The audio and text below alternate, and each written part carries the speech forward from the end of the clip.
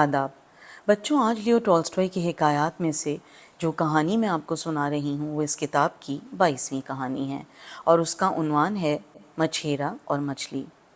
ایک مچھیرے نے ایک مچھلی پکڑی۔ مچھلی نے کہا، پیارے مچھیرے، مجھے واپس پانی میں ڈال دو۔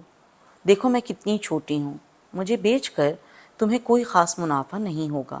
اگر مجھے جانے دو گے، جب میں تھوڑے دنوں میں بڑی ہو جاؤں گی مجھے تب پکڑ لینا، یوں تمہیں بھی زیادہ منافع مل جائے گا۔